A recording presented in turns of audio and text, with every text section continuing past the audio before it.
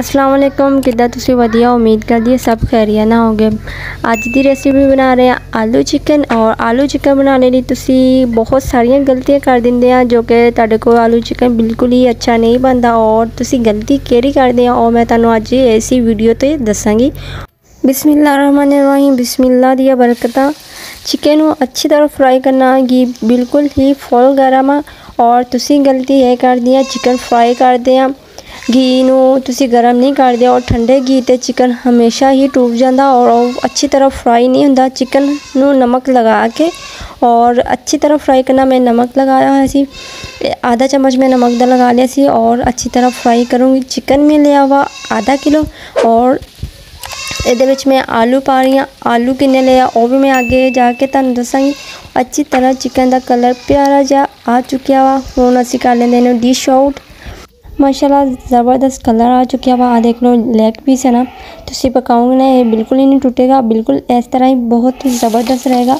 प्याज पा लिया और प्याज में सिर्फ 2 ले सी, ज़्यादा प्याज नहीं पाऊँगी क्योंकि अगर इतने आप ज़्यादा प्याज पाऊँगी तो ये बिल्कुल ही मिठा हो जाएगा और अच्छा कलर ले आऊँगे प्याज का। और ये जाएगा साबुत गरम मसाला और 2 चम्मच लहसुन। लहसुन हमेशा चिकन ते ज़्यादा इस्तेमाल होंदा क्योंकि चिकन की स्मैल होंदी है और आपां ज़्यादा इस्तेमाल करांगे 2 चम्मच। अच्छा जी, बिस्मिल्लाहिर्रहमानिर्रहीम, बिस्मिल्लाह दी बरकतां। ये जाएगा 2 टमाटर और टमाटर का अच्छी तरह पेस्ट बनाना चाहिए, अच्छी तरह मसाला होना चाहिए क्योंकि आलू गोश्त बिल्कुल ही अच्छा नहीं लगता। टमाटर अलहदा होना और प्याज अलहदा तिरदे होना बिल्कुल ही अच्छा नहीं लगता। और ये थोड़ा जहा पानी ऐड करांगे और ये मैं पा रही हाँ 1 चम्मच लाल मिर्च और नमक जाएगा हस्बे ज़रूरत क्योंकि मैं चिकन ते भी लगाया सीगा। और हाफ चम्मच हल्दी। और एक चीज़ और जो कि बहुत ही ज़बरदस्त है और आलू गोश्त तो बहुत ही मज़ेदार लगती है, वो हैगी आ तारा मिर्च जिन्हों कहते हैं दादर मिर्च। हाँ जी, और इनू मैं पाऊँगी सिर्फ 1/4 हिस्सा यानी कि हाफ चम्मच तो भी बिल्कुल थोड़ी। और सिर्फ फ्लेवर वास्ते क्योंकि बहुत तेज़ होंगी और आपां नू सिर्फ फ्लेवर चाहिए वा इहदा। और अच्छी तरह मसाले ने भुन लेना। अच्छी तरह मिर्च भुन हो चुकी है और ये पा दूँगी मैं चिकन। और चिकन को अच्छी तरह भुनना वा। बुनाई बिल्कुल ही परफेक्ट रखनी है। और 2 चम्मच जितने मैं लिया अदरक। इन्हां चीज़ों का लाजमी ख्याल रखियो। अदरक लहसुन ज़्यादा इस्तेमाल होंदा और खुशबू भी उन्नी ज़्यादा होंदी है।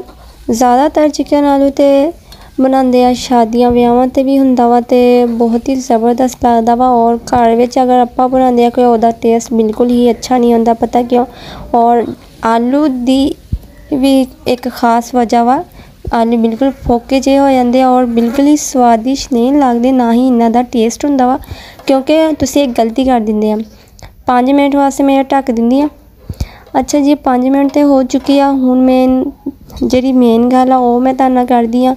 चिकन अच्छी तरह फ्राई करना, अच्छी तरह बुनाई करनी है यानी कि मसाला अच्छी तरह भुन हो चुकिया वा। और ये जो अच्छी तरह भुन हो जाए ना फिर तुसी ये आलू पा देने आ। और आलू मैं ये पता की किया वा, आलू मैं लिया आधा किलो और आलू में नमक लगा के कट के है ना पानी ते डिप करके रखिया सी। और आलू का साइज़ बिल्कुल तुसी इदा दा ही रखना, बिल्कुल सेम इदा दी करने आ।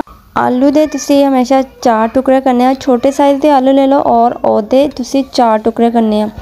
अच्छी तरह इदा दी कटिंग हो जाएगी और आलू बिल्कुल ही अच्छी तरह भुनने आ क्योंकि जिन्नी आलू की बुनाई करेंगे उतना ही ज़्यादा टेस्ट होएगा। और चिकन आलू दोनों की अच्छी तरह बुनाई हो जाएगी और आलू के अंदर भी नमक मिर्च अच्छी तरह रच जाएगी क्योंकि बिल्कुल भी वो फोके नहीं बनेंगे। और उसका जायका जरा होगा माशाल्लाह ज़बरदस्त होगा क्योंकि तुसी बुनाई अच्छी तरह नहीं करते।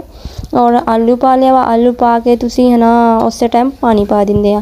और ना ही गोश्त का जायका हुंदा वा और ना ही आलू का और ना ही शोरवे का इस तो नहीं हुंदा क्योंकि हर चीज़ उत्ते तेरदी हुंदी है। प्याज अलग टमाटर अलग।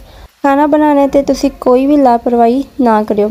और ये असी पावांगे पानी। और पानी कितना इस्तेमाल करांगे क्योंकि शोरवे वाले बनावांगे और जिन्ना तुसी शोरवा बनाना होगा अपने मुताबिक तुसी पानी ये ऐड कर सकते हैं। यदा कोई ऐसा काम नहीं है कि तुसी पानी थोड़ा पाओगे या ज़्यादा क्योंकि इस हिसाब ना होएगा ये चिकन भी गल जाएगा और आलू भी गल जाएंगे। 15 मिनट वास्ते मैं ढक दी हल्की अग ते।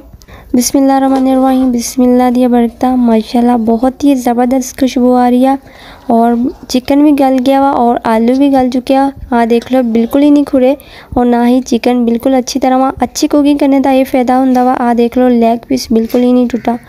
अच्छा जी हुण इहदे विच जाएगा हरी मिर्च और हरा धनिया। हरी मिर्च में सिर्फ एक ही पाई है और 1 चम्मच गरम मसाला और इन्हें चीज़ों को अच्छी तरह मिक्स कर लेंगे। बिस्मिल्लाह करते हैं और मज़ेदार चकसेदार रेसिपी तुहानू शेयर कर दी है।